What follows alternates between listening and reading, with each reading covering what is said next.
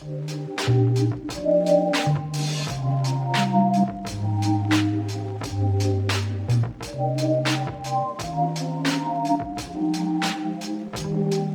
let me get on there. I really need somebody, somebody, somebody. Don't let go. I'm too scared to ever wanna be alone. If you're not there, I really need somebody. We ended up getting in the latter part of the business. If we'd got that shit sooner, we would still be in the building. Mic check up. I think I got everything right this time.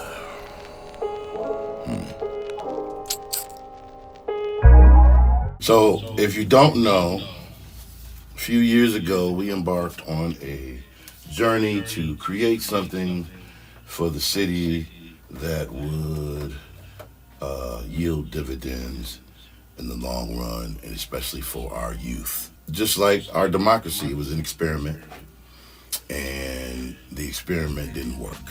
It could have worked, especially in retrospect. There's a lot of things in retrospect that I could say that if we did this. The one main thing, if we would have had the money that we ended up getting in the latter part of the business, if we'd have got that shit sooner, we would still be in the building. So I'm at work. Somebody record this. All right. So what happens is I take this all down, not necessarily on Instagram, but I take it all down and then I edit it and then put it back up. And then you'll be able to see it on my YouTube channel, this whole show. I do it again in a heartbeat. Yeah, man. So what's happening is, see, I do what white people do. And I learned this from my best friend. I do what white people do, see, and it was weird for me because I had to learn this. I had to learn this from a white person. But I kind of already knew it because I saw it for myself and couldn't understand why. But I know why.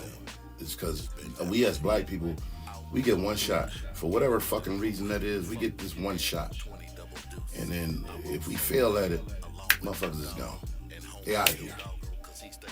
What I learned from my white friend is when white people do some shit and they invest in some shit, even if it fails, white people rally. Especially the business minded, when they rally. Especially if they invested in the business. They rally, okay, we need this happen, okay, we're gonna need to put in some more in this pot to keep this shit afloat until this happens. And that's what should have happened. Because that's what white people do. Something failing, they motherfucker go file bankruptcy and go get some more money. But with us, oh nigga, we tried. Motherfuckers failed when they gone. It ain't supposed to be like that. We supposed to be able to fail. That's how you come up. You fail, regroup, go back to the drawing board, and go do that shit again. Right, this time. Maybe you failed again. Come back, regroup, boom. Because it's a good idea. Some of the execution just need to be adjusted. So that's why you go back to the investors and say, hey, this is what we need, this is what we're doing wrong, this is blah, blah, blah, blah, blah, blah. We did that, we'd still be in that fucking building.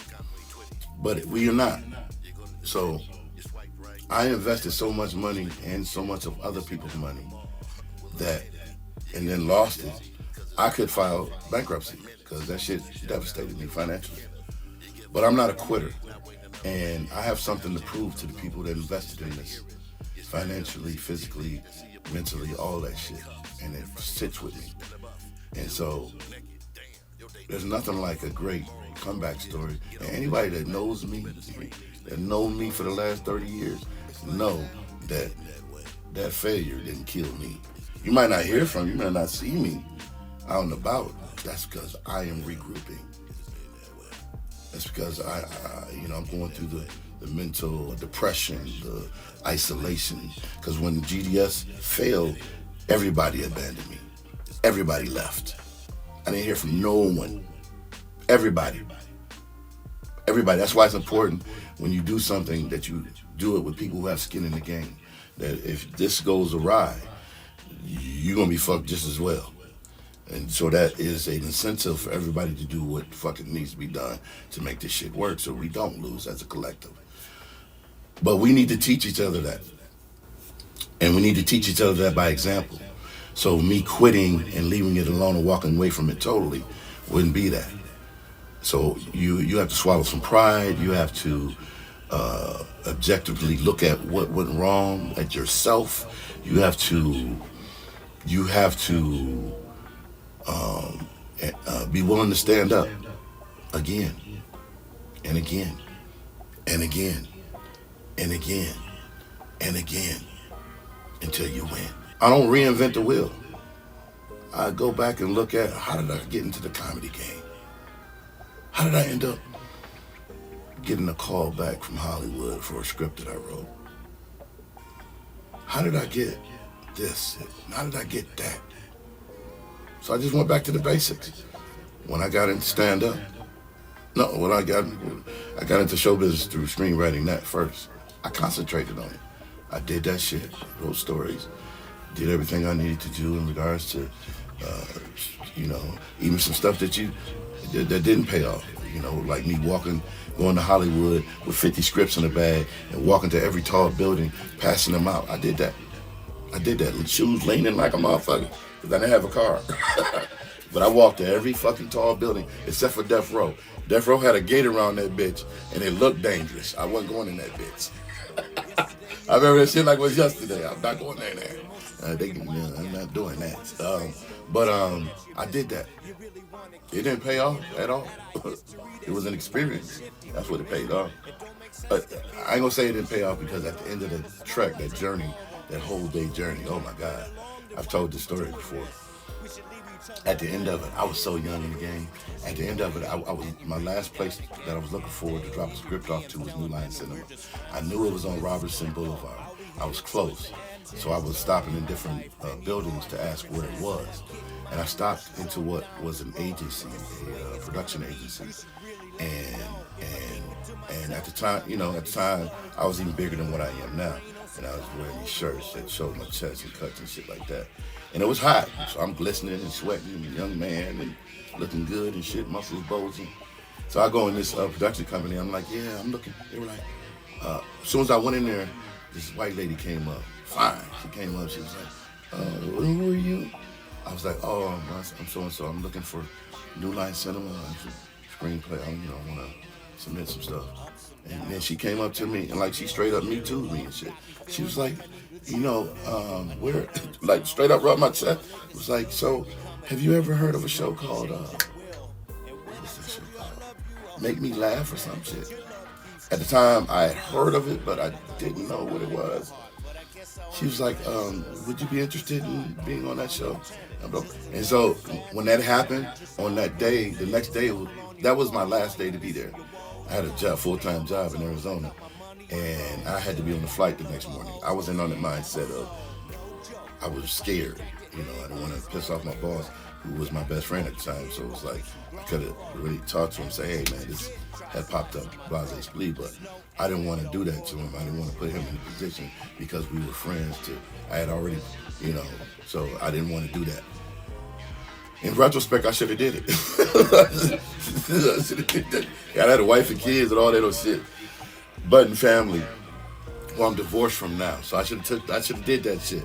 I should have let her meet me and everything. But I was all square. I was like, no, I have to be at work in the morning. She was like, all right, walked the fuck away. And just like that, walked the fuck away, like, all right, it both out. And then after the fact, I found out what the show was, and it was on, I think, Comedy Central. And, a lot of comics had been on the show. And this is before I was a comic. I'm like, God damn. And then I get a divorce many years later. But I think about that shit like, damn, I did that shit because I was married and shit. I had to be back to work. Yeah, okay. But anyway, I digress. I've done many things to try to legitimately get in this business on my own merit. And some things worked and some didn't. But the bottom line was, especially like in stand-up, I got the privilege to work in an A room. And that means working with the best of the best in the beginning of my career. And so you had to step your game up in order to be on the stage with these people. And my thing was learning the business. So every time a big headliner would come in, whether it was Tommy Davidson, Tommy Chung, goddammit, Gabriel Iglesias, David Allen Greer, whoever it was, I asked them as soon as the show was over, hey, well, what advice would you give a young up-and-coming comic? And they would tell me the same thing. Stage time, stage time, stage time, stage time. And then they told me how to put a package together and who to submit it to and how to do it. And I did those things systematically. I did those things. I concentrated on those things and I executed them. I got stage time. I created situations to give me stage time, et cetera, giving me those things that these headliners, proven headliners, told me that I need in order to get this. And I did it and got it. So, again, I didn't reinvent the wheel. I did what worked. I just had to sit down and think about it. What can I do by myself where I don't have to depend on anyone? So I just had to fall back on the music. Because that's something that I can do by myself. I can write, record, engineer, mix, master, produce everything. I can do all that shit by myself. Based on the training that I've had in the last 30 years and who I've been blessed to live with in Hollywood and learn from, et cetera, et cetera. So it's time to take those skills and knowledge and those things that I learned and apply them to me. Because I really never, ever focused on me as an artist. Another way we could have won, or reason why we didn't win at the brick and mortar at Greenwood, is because I wasn't allowed to do what I did last year, what I was able to do last year. Yeah, we were being creative and doing small things, but I wasn't able to be creative and really be creative. I had to be the boss. I had to answer the calls. I had to do the meetings. I had to book the shows, deal with the comics, be the host, blah, blah, blah, blah, blah, blah, blah, blah, blah, blah. That doesn't leave room for the main important shit.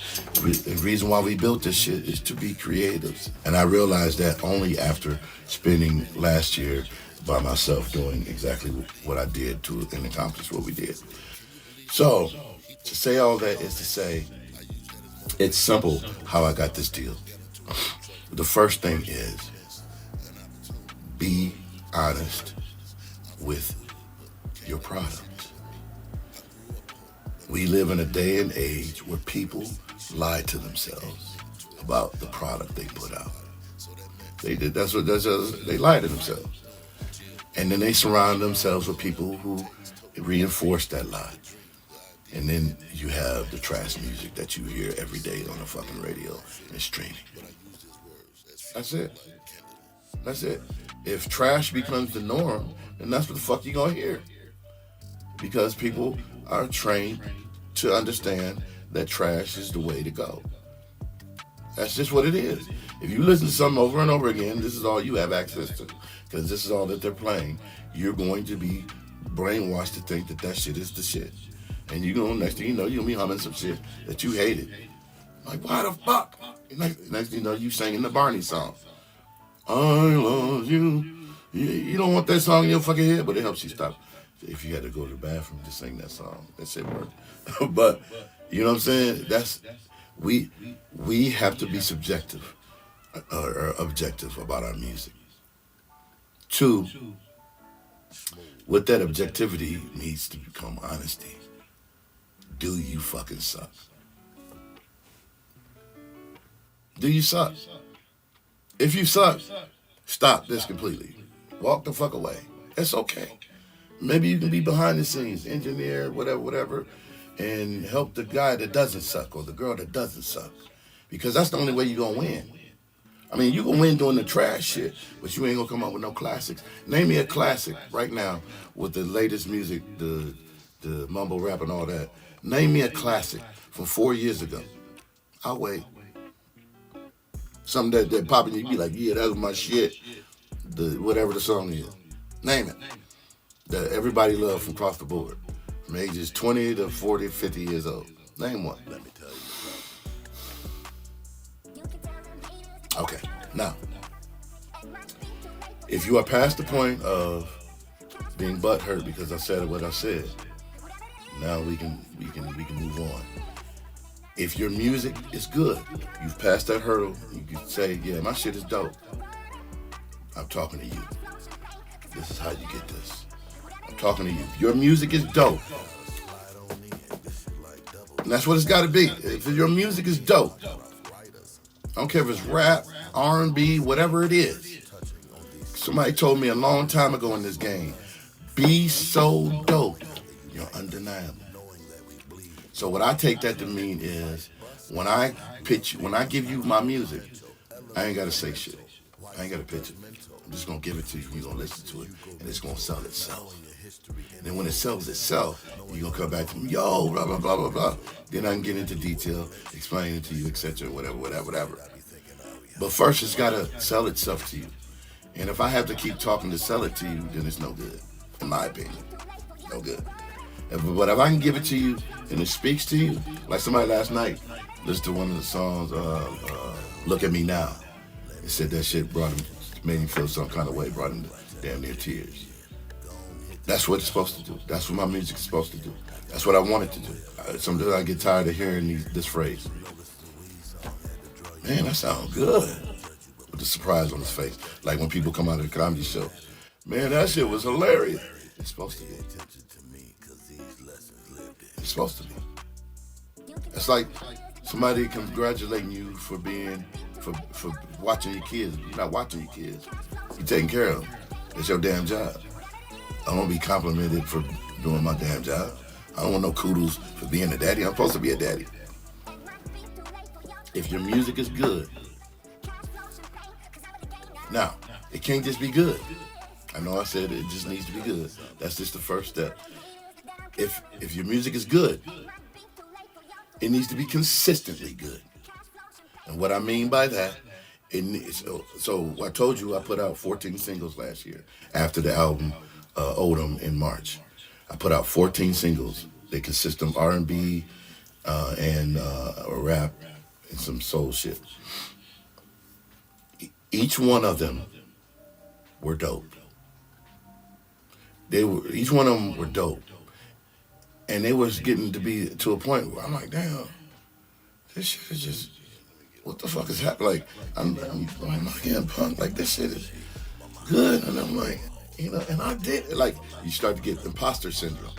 That's where that shit starts to come. You start questioning.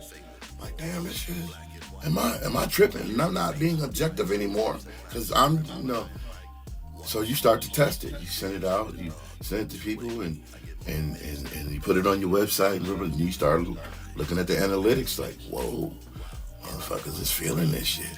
I've been put on 400 playlists so far. 400. I know this shit sounds good. So now you have to fight haters.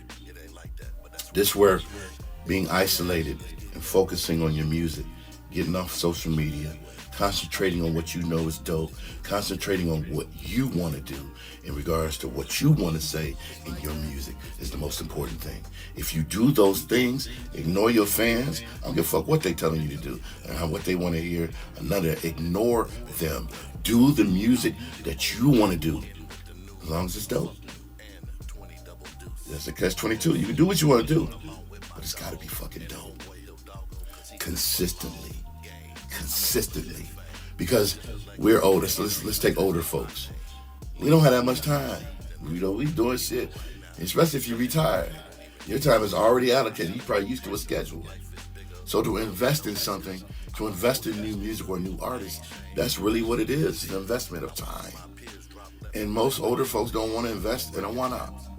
They don't want to, this one, man, sound good. What else do they got? Oh, that's the only song they got. You know what I'm saying? But if they check back at month 3, he didn't put out something else. Oh, damn, that shit sound good too. Month 6, damn, this nigga done put out 8 songs. Damn, they all good. Now they starting to give you, okay. By month 10, you got them. And that's how the labels and the powers that be, the sync people, publishers, that's what they looking at. Because if they like one song and they feel they can make some money off that song with you, hey man, what else you got? And you tell them, oh, this is the only song I got. But they do their due diligence even before approaching you. They already know you got more than one song. That's why they approached you. But if you only got one song, unless that song is just super dope and they gotta have it, yeah. Then they gonna tell you, hey man, get back in the studio and make some more shit like that. You know what I'm saying? But if you have more than one song, you have a track record of doing and putting out consistent dope music. You don't get this. Stop chasing them. Stop sending them queries. Hey, blah, blah, blah, blah, blah. My music is the dopest. Blah, blah, blah, blah. They already watching you.